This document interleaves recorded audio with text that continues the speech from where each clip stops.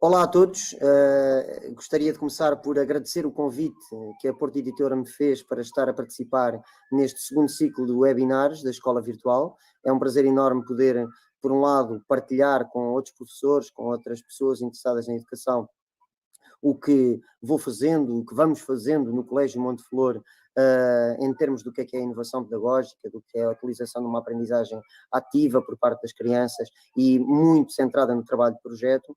É por isso um motivo de grande satisfação também poder partilhar convosco todas estas questões e também o que me vai muito na mente acerca do que é a escola que todos precisamos.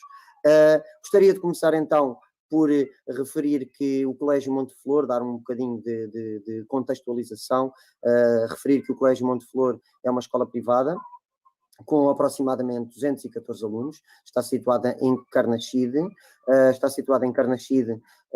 e tem alunos de 1 aos 10 anos, tem 46 anos de história, mas 9 anos nestas novas instalações. É uma escola que tem trabalhado bastante uma dinâmica de projetos ao longo da sua história, nomeadamente nestes últimos 15 anos, e, no entanto, também temos percebido ao longo destes anos que há alguma resistência, não só por parte dos professores, muitas vezes, mas principalmente por parte da própria sociedade, por parte, muitas vezes, dos pais, às vezes até dos próprios alunos, apesar desses serem os que menos resistem, de haver alguma resistência ao trabalho de projeto. Os projetos têm uma forma de se trabalhar bastante diferente daquela que é a escola tradicional, no entanto, apresentam-se-nos como uma solução muito boa para a aquisição de várias competências que vão para além do conhecimento.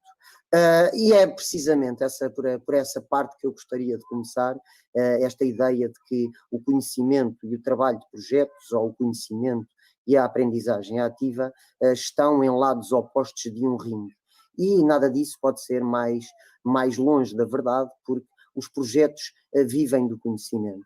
O conhecimento e projetos devem estar ao serviço da educação, ao serviço das aprendizagens dos alunos, e não vermos como os projetos impedem o conhecimento ou o conhecimento impede a realização dos projetos. Na realidade, os projetos têm a particularidade de usarem o conhecimento para serem implementados, mas também promoverem um conjunto de competências, que são as chamadas competências para o século XXI, mas eu gosto sempre de referir, uma vez que já estamos no século XXI, que são as competências para já.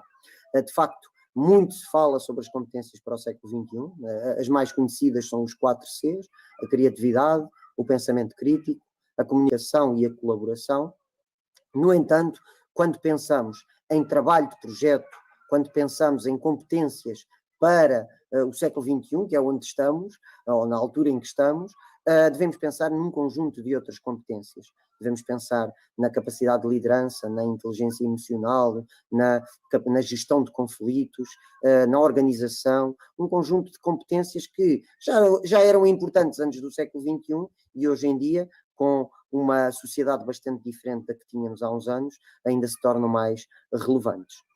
Por isso mesmo é que o trabalho de projeto deve ser valorizado nas nossas escolas. No entanto, há muito uma falta de entendimento, muitas vezes, do que é um trabalho de projeto, e muitas vezes é confundido com o trabalho de grupo. O trabalho de grupo é bastante diferente do trabalho de projeto, até porque um trabalho de grupo pode não ser um trabalho de projeto, apesar de também poder ser um trabalho de projeto, e um trabalho de projeto também pode ser um trabalho individual. Um projeto pode ser um projeto individual e não envolver um grupo de pessoas. Por isso, é bastante importante perceber o que é isto de trabalhar em projeto. Trabalho em projeto para o Colégio Monte Flor, e agora começando a focar um bocadinho mais no trabalho que tem sido feito no Colégio Monte Flor ao longo dos últimos anos.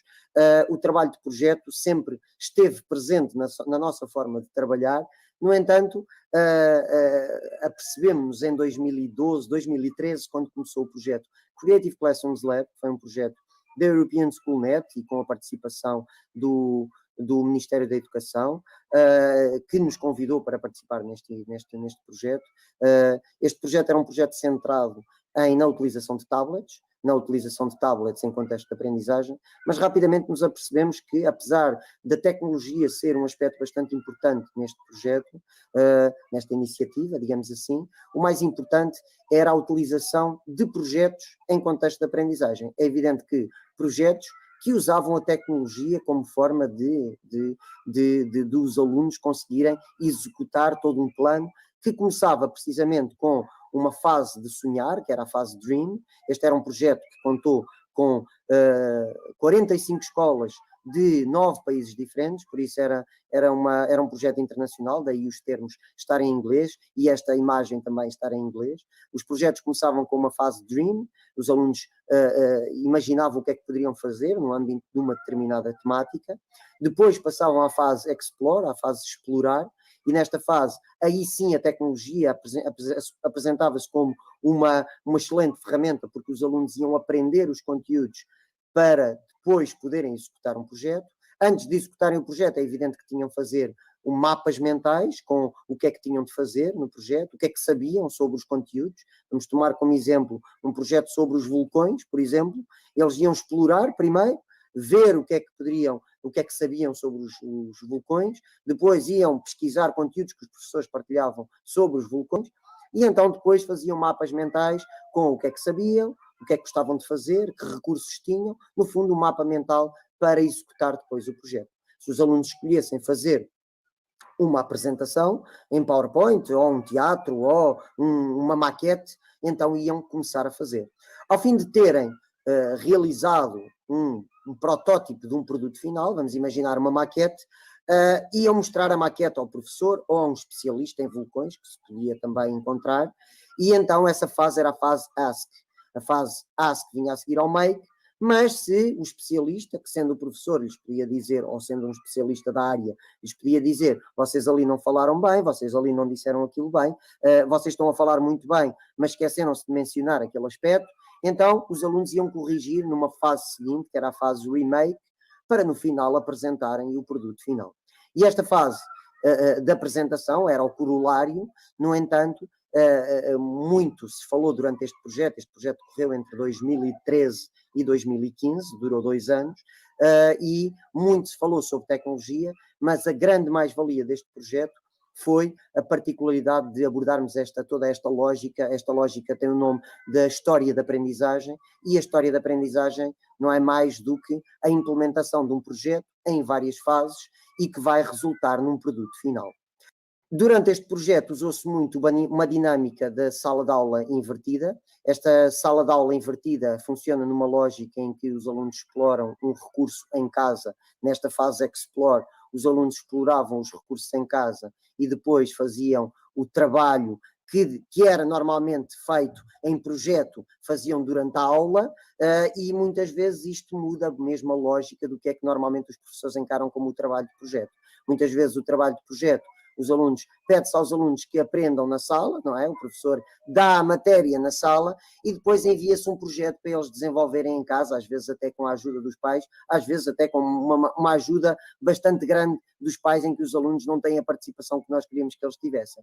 Por isso, a sala de aula invertida tem a particularidade de permitir que os alunos aprendam em casa, quando exploramos recursos com eles, e depois na sala de aula não é fazer fichas. A sala de aula invertida é depois, em contexto de sala de aula, os alunos vão desenvolver um projeto relacionado com os conteúdos que aprenderam. Ou seja, os alunos que exploraram os recursos vão poder fazer um projeto relacionado com os recursos que exploraram em casa. Claro está que muitos de vocês vão perguntar, mas há alunos que não fazem essa exploração dos recursos em casa. Ora, os alunos que não exploraram os recursos em casa, podemos sempre, por um lado, dar nós, professores, o apoio aos alunos que não exploraram o recurso em casa, um apoio mais individualizado, ou os que exploraram e não perceberam, porque pode acontecer isso, ou então, que é a grande mais-valia desta abordagem, da sala de aula invertida, usar os alunos que exploraram os recursos em casa e que aprenderam, para explicarem aos outros alunos que não exploraram os recursos em casa a matéria que deviam ter aprendido na dinâmica da sala de aula invertida. É evidente que isto foi muito ao encontro do trabalho que desenvolvemos no Colégio Monteflor, que o colégio já tem este lema desde sempre, uma criança, um futuro, e de facto a vertente deste tipo de trabalho, de projeto, do trabalho na dinâmica de sala de aula invertida, em que cada aluno aprende ao seu ritmo, encaixa precisamente na lógica de one size doesn't fit all, ou seja, não é uma medida para todos, nem todos vestimos a mesma medida, nem todas as crianças aprendem da mesma maneira, por isso é importante que a escola também seja capaz de respeitar a diversidade. E depois, respeitar essa diversidade também é perceber que há alunos que aprendem de diferentes formas. Os estilos de aprendizagem, nem todos temos o mesmo estilo de aprendizagem. Uns aprendemos melhor a ouvir, outros aprendemos melhor a ver. Há aqueles que aprendem melhor a ler e a tirar apontamentos. E há aqueles que aprendem melhor a mexer. Nestas idades com que eu trabalho, no primeiro ciclo, os alunos nestas idades aprendem muito bem, muito melhor a ver, a mexer, a experimentar, mas depois há pessoas que ao longo da sua vida esta é sempre a sua forma privilegiada de aprender. Por isso é importante a escola preocupar-se com esta lógica de cada criança tem a sua particularidade, cada criança tem as suas inteligências, o seu estilo de aprendizagem e cabe à escola respeitar essa diversidade. Por isso, uma criança, um futuro, encaixa precisamente nesta lógica do trabalho de projeto e no trabalho muito autónomo, digamos assim.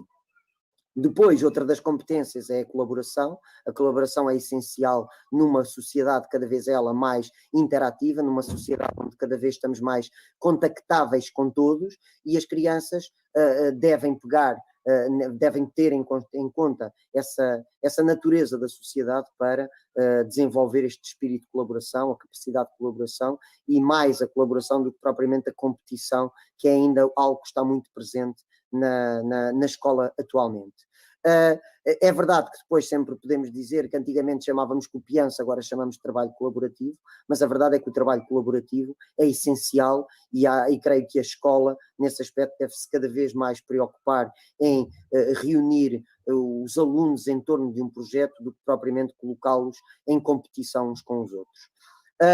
Devemos dizer que a tecnologia tem sido no Colégio Monte Flor sempre bastante valorizada, não porque achamos que a tecnologia irá resolver os problemas todos da escola, dos problemas da sociedade, mas sim porque a tecnologia faz parte da nossa vida. A tecnologia pode ser uma solução, às vezes também pode ser um problema, e por isso mesmo é preciso estarmos conscientes de que utilizar a tecnologia deve ser em proveito da aprendizagem e não apenas utilizar a tecnologia só porque ela é algo que está na moda.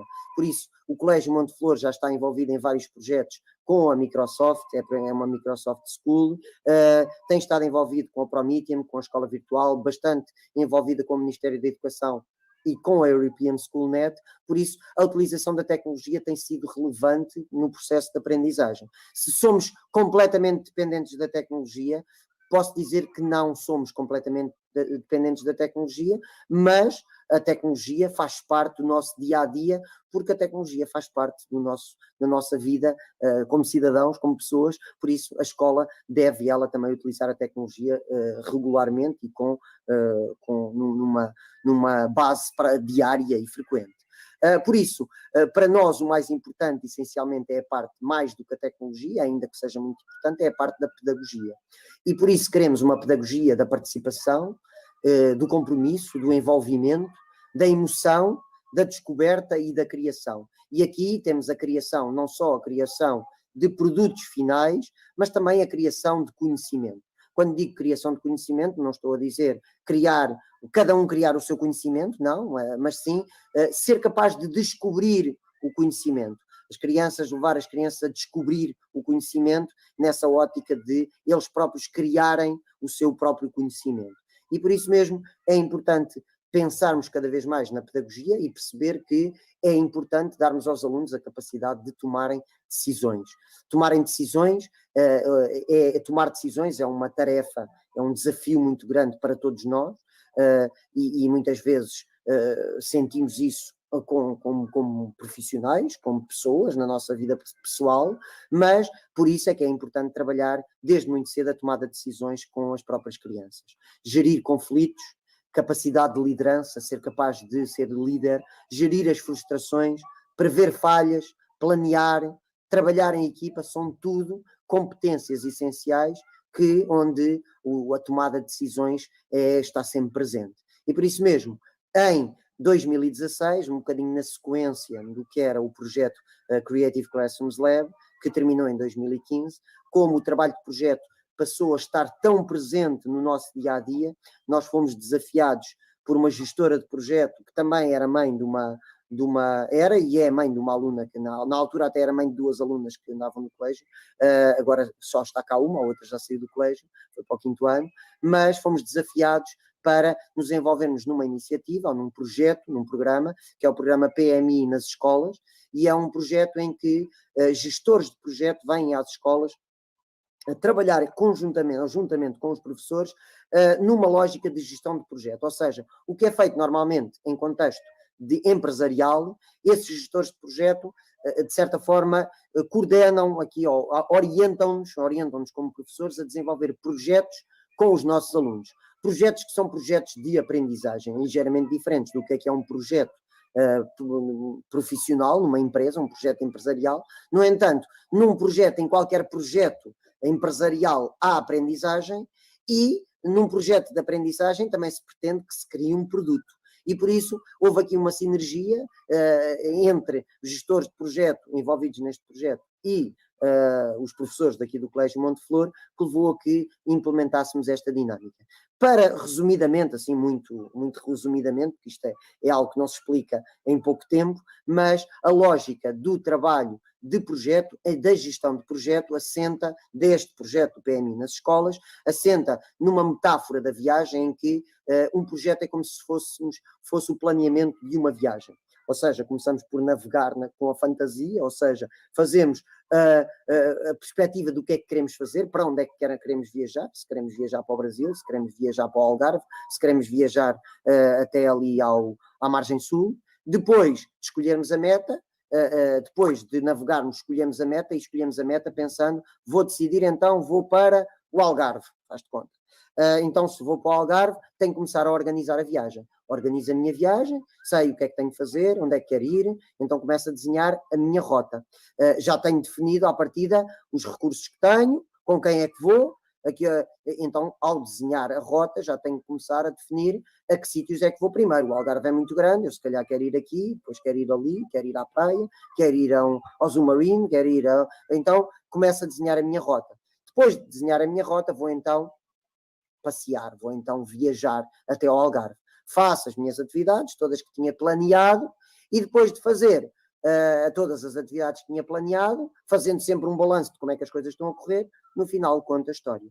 Um projeto basicamente funciona da mesma forma, assenta primeiro num brainstorming, e no brainstorm navega-se na fantasia dentro do projeto, lança-se uma pergunta de partida aos alunos e eles navegam na fantasia. Depois tomamos a decisão de querermos fazer um determinado produto final. Se o produto final, há pouco dissemos uma maquete, se o produto final é uma maquete, então eu tenho que fazer um mapa mental com essa maquete. Porquê é que eu vou fazer a maquete? Quando é que eu vou fazer a maquete? Para quem é que vai ser a maquete? E depois tenho que definir também alguns constrangimentos dentro da maquete. Chama-se essa fase, a fase o e se há constrangimentos na execução deste projeto. Depois faço uma árvore de atividades, em que defino todas as atividades. Uma maquete não se faz sozinha, tenho que arranjar recursos, tenho que arranjar os materiais, tenho que falar com alguém, e todas essas atividades que tenho de fazer, tenho que aprender, que é uma parte sempre que está na base desta árvore das atividades. Faço então a árvore de atividades e estou preparado para fazer o calendário do projeto. O calendário do projeto, no fundo, estamos preparados para começar o projeto e definir quando é que vou fazer o quê. Depois, durante o projeto, há bocado era navegar à bússola, aqui o navegar à bússola num projeto é utilizando os semáforos do projeto. Se um projeto envolve várias etapas, eu em cada etapa tenho várias atividades e à medida que eu for completando as etapas, vou colocando uma bolinha verde a dizer que essas tarefas já estão feitas, essas atividades já estão feitas. Quando estão atrasadas, tenho uma bolinha amarela, e quando estão muito atrasadas ou ainda nem sequer as comecei, já devia ter concluído, então tenho uma bolinha vermelha.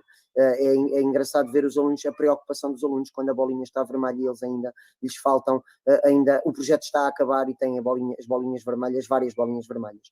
No final, apresenta-se e fazem-se as lições aprendidas do projeto.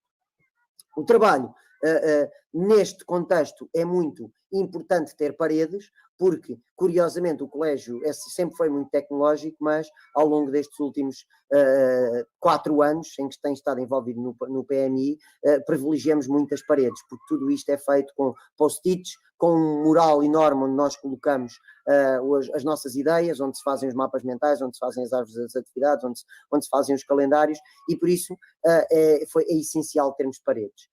Por isso é que há sempre a pergunta, então e a tecnologia? Onde é que entra a tecnologia? Se vocês eram tecnológicos, agora passaram a usar post-its e a usar papel cenário e murais físicos, a verdade é que o mais importante em qualquer projeto é o processo. E o processo é mais importante do que a ferramenta que se utiliza, apesar da ferramenta também ser importante, mas o importante é que tudo isto resulte num produto final. E esse produto final é importante que tenha qualidade, mas mesmo que não tenha grande qualidade, se houve aprendizagens e se os alunos fizeram a aquisição de competências, então o processo deu frutos e os alunos aprenderam.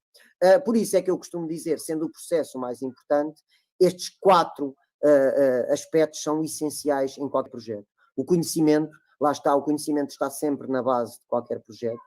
O rigor, sem rigor não conseguimos levar a bom termo os nossos projetos, nem cumprir com os prazos. As bolinhas vermelhas vão se multiplicar e os alunos não vão estar a concluir os prazos, a concluir as atividades nos prazos. Por isso é preciso disciplina e muita, muita exigência. Eu acho que há um conceito bastante errado de que o trabalho de projeto, e quando damos capacidade aos alunos de tomarem decisões e de gerirem a sua própria aprendizagem, não há exigência, nada pode estar mais longe da verdade. Só com muita exigência é que conseguimos desenvolver um trabalho de projeto. Tanto exigência por parte do professor, como a exigência por parte dos próprios alunos. Então vocês possivelmente irão perguntar, então mas como é que, sendo tão importante este trabalho de projeto no colégio, como é que vocês gerem todos os momentos de aprendizagem? No colégio existem 3 momentos de aprendizagem mais um. Lá está, como eu disse, o projeto é muito importante, é uma fase muito importante. No entanto, todas as manhãs, a primeira parte do dia, das 8h30, nós começamos o dia às 8h30, das 8h30 às 10h30, trabalha-se em grande grupo. O trabalho de projeto são 2 vezes por semana, à tarde. O grande grupo é todas as manhãs, desde as 8h30 às 10h30, não é sempre o mesmo conteúdo. O grande grupo não quer dizer que seja o professor a falar e os alunos a ouvirem, pode ser uma atividade até muito interativa, em que os alunos estão todos a fazer o mesmo. E depois temos as tarefas de aluno, que são normalmente entre as 11 e o meio-dia, em que os alunos gerem o que é as suas tarefas. Têm um plano de trabalho semanal, esse plano de trabalhos engloba várias atividades e eles fazem as atividades à hora, entre as 11 e o meio-dia, fazem a atividade que quiserem no dia da semana que quiserem. Às vezes temos alunos à segunda-feira a fazer um trabalho na escola virtual, que acontece muito frequentemente, enquanto há outros que estão a fazer um desenho, ou estão a fazer uma composição, ou estão a fazer a resolução de algoritmos. Por isso, os alunos é que gerem os momentos de aprendizagem.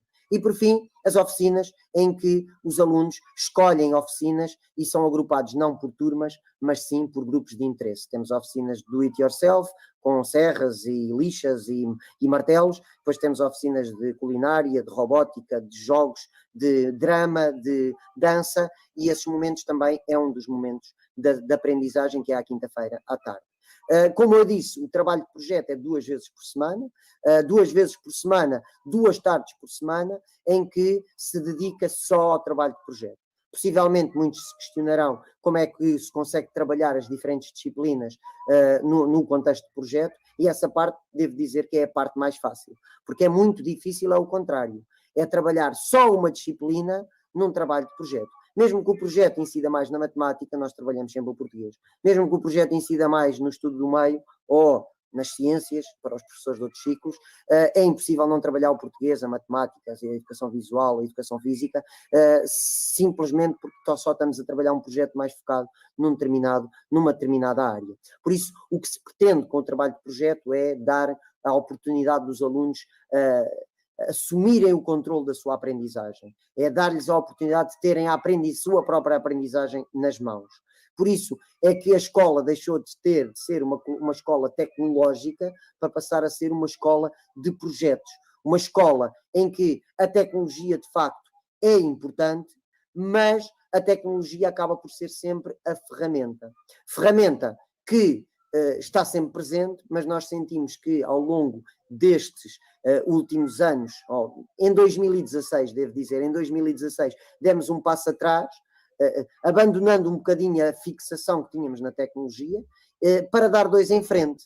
Ou seja, apesar de usarmos os post-its, hoje em dia usamos os post-its e o Teams. E passamos a usar o Teams para a gestão do próprio projeto, e esse projeto vai estar no Teams, mas ao mesmo tempo no mural da sala de aula.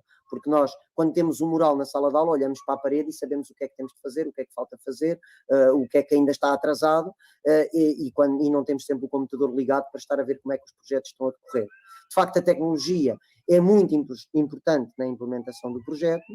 Nós continuamos, fazemos os mapas mentais no OneNote, por exemplo, usamos o Teams para formar grupos. Aqui estávamos a cruzar o Padlet com o Teams, temos uma página do Padlet dentro do próprio Teams. Os alunos estão divididos em grupos, como se pode ver ali à esquerda, discutem dentro do próprio grupo em função das suas responsabilidades, e a tecnologia está sempre presente. Ultimamente, no último ano, este ano, estamos a iniciar uma parceria com a Dream Shaper, em que, para além de usarmos o Teams, temos uma plataforma que está focada essencialmente no próprio trabalho de projeto, com todas as fases do projeto a serem implementadas. Ou seja, começa-se com o brainstorm, insere-se os conteúdos nesta plataforma. Depois faz-se o mapa mental, insere-se os conteúdos do mapa mental nesta plataforma. E no final vamos ter todo o projeto numa plataforma com todas as ideias, todos os recursos, todos os produtos que foram criados dentro da plataforma. A pergunta que vocês, se calhar, mais se fazem, é evidente que o que eu pretendo aqui é falar de como é que temos implementado toda esta dinâmica de projeto com os nossos alunos, e por isso eu gosto sempre de falar dos aspectos práticos. É isso que é importante focar, é os aspectos práticos, dar aos professores exemplos de como é que se implementa isto em contexto de aprendizagem. No entanto, no contexto em que estamos, de pandemia ou de confinamento que já tivemos, e agora não sabemos, haverá sempre o ensino misto, pelo menos há de estar bastante presente nas nossas vidas, como é que nós implementarmos esta lógica a partir de março. A ideia é de que a pedagogia dos projetos serve para navegar em águas turbulentas, ou seja, nós trabalhando em projeto estamos muito preparados para lidar com estes imprevistos e lidar com desafios grandes. Foi isso que aconteceu mesmo. Em março, quando fomos para confinamento, nós sentimos que isto seria uma grande oportunidade de colocar em prática o que já usávamos. Nós já usávamos o Teams antes disto, nós já usamos a escola virtual há largos anos, por isso era usar as ferramentas que tínhamos ao nosso dispor e arranjar esta oportunidade que tínhamos de usar o ensino à distância através das plataformas que usávamos. Os nossos receios eram essencialmente que andássemos para trás, e se nós já trabalhávamos muito em projeto, tínhamos o receio de que passássemos a trabalhar numa lógica de o professor, em aulas síncronas, passar os conhecimentos e depois dar tarefas para os alunos fazerem no caderno, ou em fichas, ou em testes interativos no Forms ou no Kahoot. O nosso receio era esse. Não queríamos que o ensino de repente se tornasse tradicional porque tínhamos ido para confinamento. Ou seja, se fomos para confinamento, o que queríamos era continuar a fazer um ensino focado nos projetos e na aprendizagem, nas competências que os alunos precisam de adquirir. Por isso, partimos de alguns pressupostos. Primeiro, que uma aula à distância é diferente de uma aula presencial. A abordagem tinha forçosamente de ser diferente.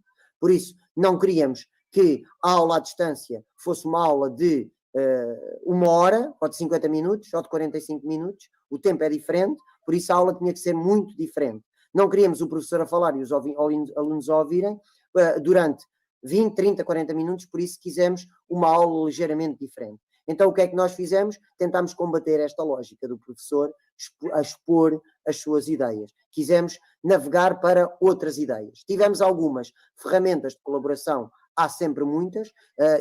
Estas 3 são aquelas mais apreciadas e mais faladas nos grupos de professores, o Classroom, o Teams e o Moodle,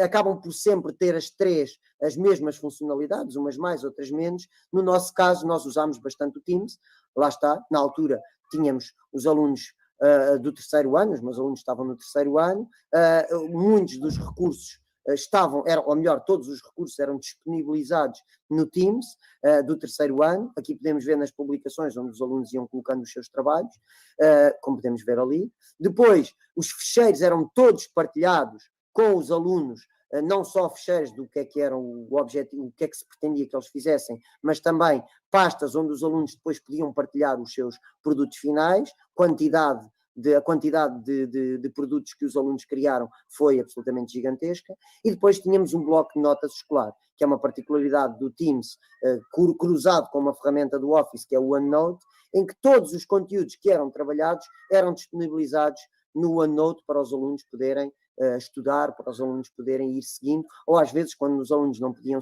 estar na aula síncrona, podiam ir explorar o recurso que estava dentro do OneNote. E depois tinham as tarefas. Como é evidente, as tarefas são sempre aquele aspecto que os professores valorizam muito, os alunos concluírem as tarefas. Em todo o caso, nós quisemos sempre relegar para segundo plano as tarefas de fazer fichas, as tarefas de responder a questionários. Preferimos sempre que os alunos fizessem tarefas que também provessem a sua criatividade.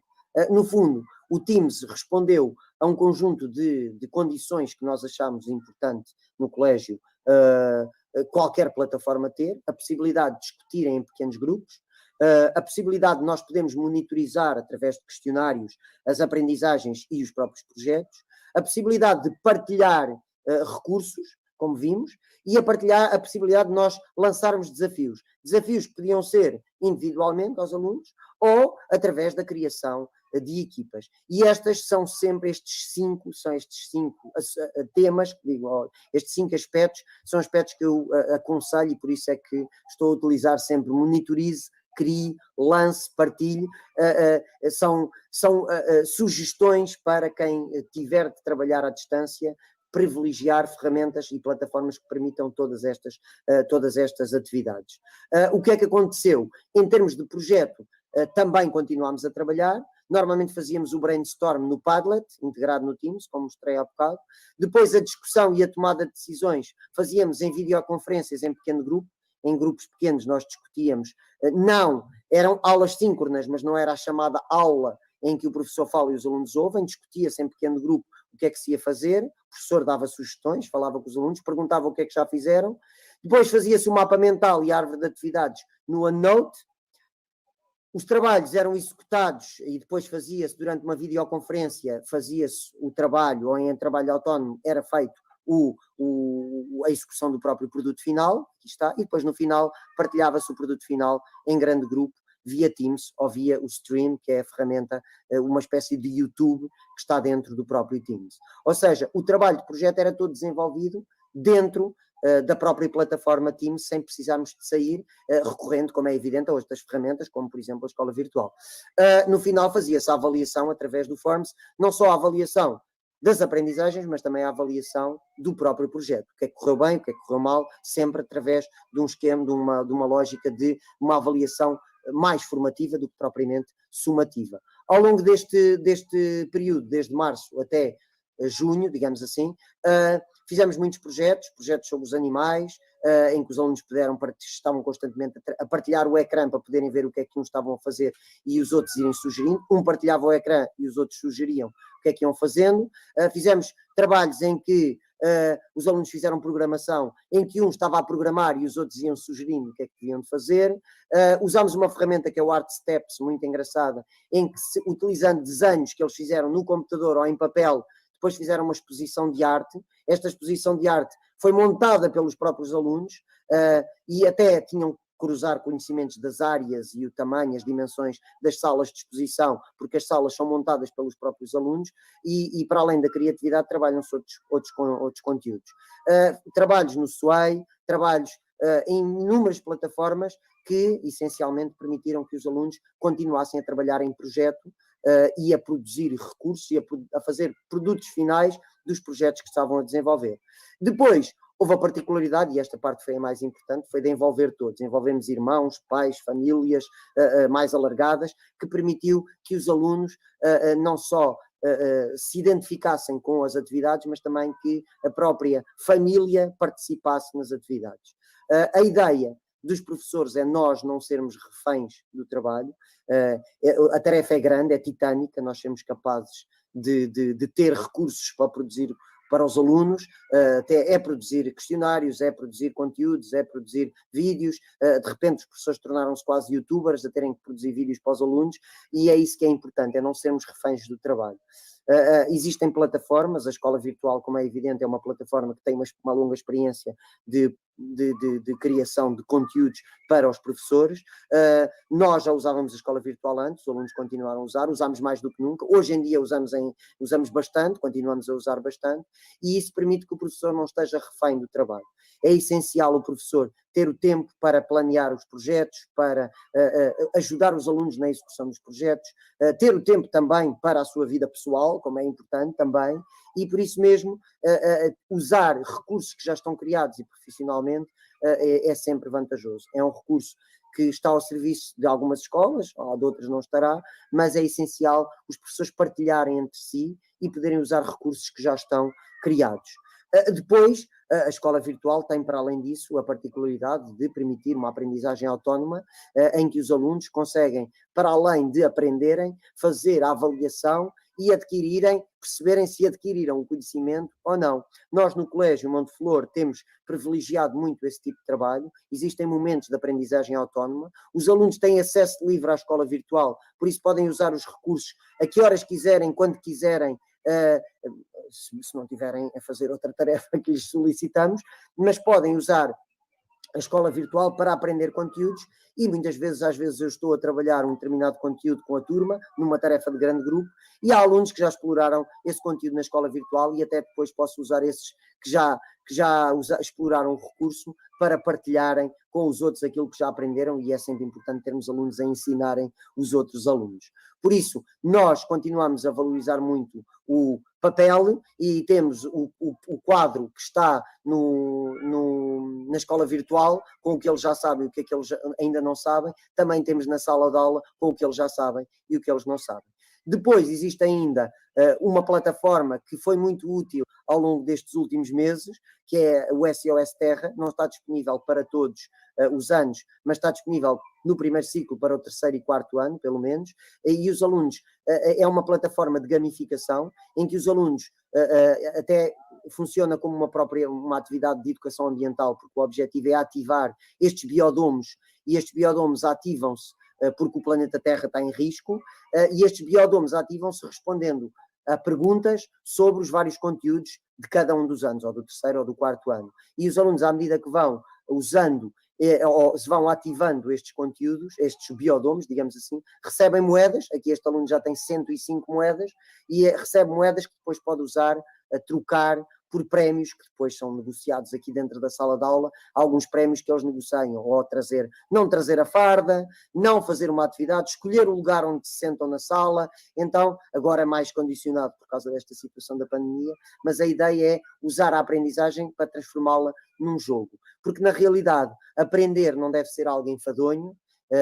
Às vezes pode ser, às vezes há momentos que pode ser enfadonho, mas também cabe ao professor encontrar formas de tornar a aprendizagem mais motivadora, mas essencialmente a possibilidade de permitirmos que os alunos aprendam não só em contexto de sala de aula, mas aprendam em diferentes contextos, aprendam a jogar, aprendam a falar, aprendam a entrar a desenvolver projetos que depois lhes vão ser bastante úteis no futuro. Creio que o mais importante, eu vou voltando aqui atrás, creio que o mais importante é nós promovermos a aquisição de competências para os alunos poderem usá-los ao longo da sua vida. Já nem digo competências para o século XXI, competências para a vida, e dentro dessas competências está precisamente o conhecimento. O conhecimento não deve ser relegado para segundo plano, mas devemos dotar os alunos de capacidade de pesquisar, literacia digital, capacidade de reflexão, de leitura, de um conjunto de competências que, através do ensino exclusivamente transmissor do professor para o aluno, é difícil de promover. O trabalho que se centra em projeto, a aprendizagem ativa, a aprendizagem por descoberta, é essencial para o aluno criar uma personalidade, mas também criar um conjunto de competências que lhe vão ser úteis ao longo da sua vida.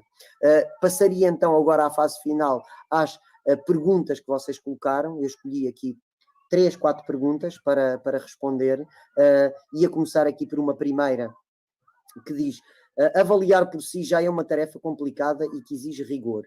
Quando estamos a trabalhar à distância, torna-se mais difícil avaliar os alunos. A que meios ou estratégias podemos recorrer para avaliar com mais rigor os alunos? A minha questão, e eu escolhi esta questão propositadamente, porque a questão da avaliação muitas vezes é tida apenas como uma avaliação sumativa. E a avaliação num contexto de ensino remoto, com ensino à distância, deve ser diferente. Não podemos assentar na lógica do teste, em que os alunos não podem olhar para o lado, em que os alunos têm que estar concentrados na sua tarefa, sem ir buscar, sem falar com os colegas. Não podemos passá-lo para uma lógica à distância. Na minha ótica, a avaliação tem que ser a avaliação essencialmente formativa, uma avaliação que permita aos alunos uma melhoria constante e que permita que eles avaliem se sabem, depois, se percebem que não sabem, voltem a aprender e depois tentarem avaliar, numa forma que não é preciso ser muito repetitiva, mas que muitas vezes tem que ser repetitiva, para até aprenderem alguns conteúdos. E eu digo isto quando nos focamos nos conteúdos. A avaliação não é só dos conteúdos, é importante avaliar também outros aspectos, como eu disse, uma avaliação, se calhar, mais centrada nas competências, que permita que os alunos vão-se conhecendo a si próprios e sejam capazes de perceber quais são os seus pontos fortes e os seus pontos fracos. Em todo o caso, é evidente que há ferramentas, há questionários, mas a avaliação à distância tem que ser completamente diferente da avaliação presencial, principalmente porque à distância, eles vão ter sempre a possibilidade de ir pesquisar antes de responderem, de falar com os pais ou de falarem com os colegas por mensagem acerca das questões, e o que no fundo não viola muito aquilo, ou não vai muito acaba por estar mais relacionado com o mundo que temos. Cada vez que temos dúvidas, nós perguntamos. Quando nos fazem uma pergunta, nós, olha, não sei a resposta, vou ali falar com um colega ou vou procurar. E por isso, se calhar, a escola, se promover esse tipo de avaliação, em que os alunos possam pesquisar, possam usar os colegas e a capacidade de colaborar, se calhar estamos a fazer uma avaliação muito mais ajustada ao mundo que temos. A segunda pergunta: não estaremos a confundir novas tecnologias com pedagogias antigas?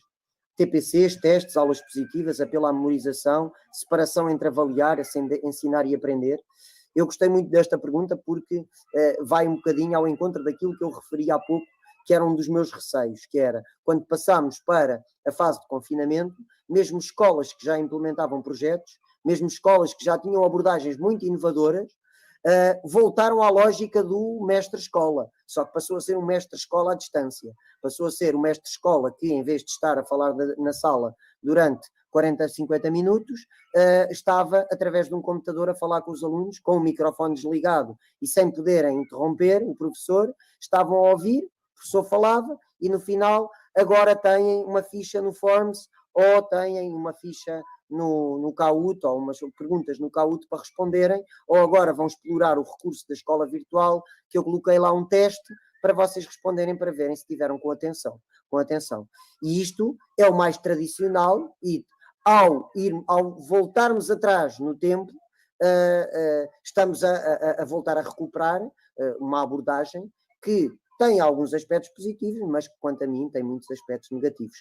No colégio tentámos não fazer isso, apesar de também haver algumas aulas mais expositivas, que nunca se prolongavam muito para além dos 15 minutos, apesar de sabermos que a partir dos 5 minutos os alunos já não estão a prestar grande atenção, mas essencialmente procurámos que os alunos fossem capazes de explorar recursos e depois aprenderem e depois criarem algum produto final a partir da sua própria aprendizagem. Há pouco víamos quando trabalhámos a área do quadrado, pedi aos alunos para fazerem um desenho no chão com canetas ou com o que quer que fosse de 1 metro quadrado e depois tirar fotografias lá dentro, ou com a família, ou com o cão, ou com o gato, ou com quem quer, ou meterem brinquedos dentro do metro quadrado.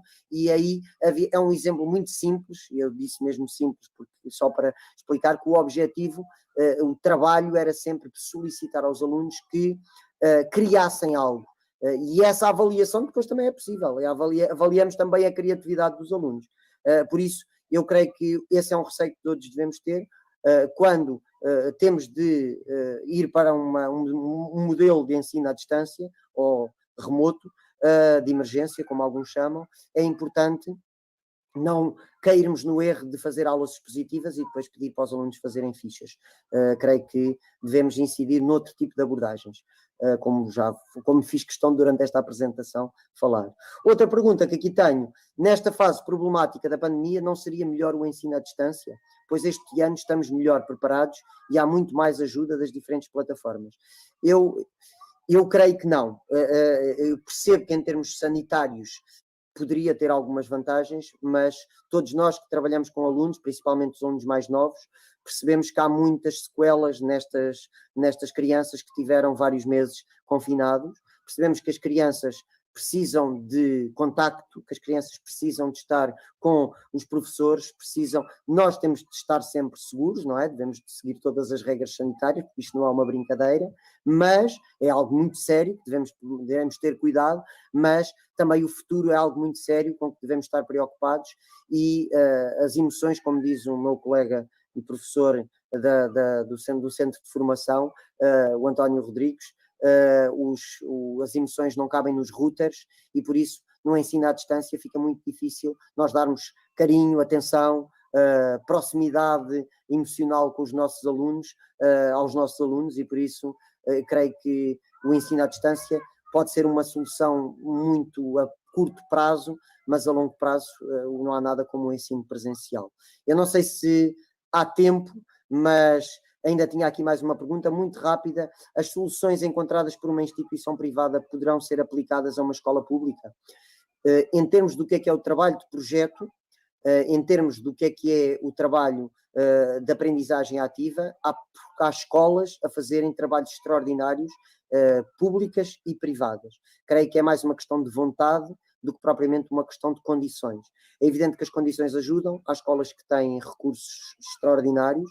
Neste momento de confinamento, quando fomos para confinamento, há alunos que tinham dispositivos, os alunos que não tinham dispositivos estavam sempre em desvantagem.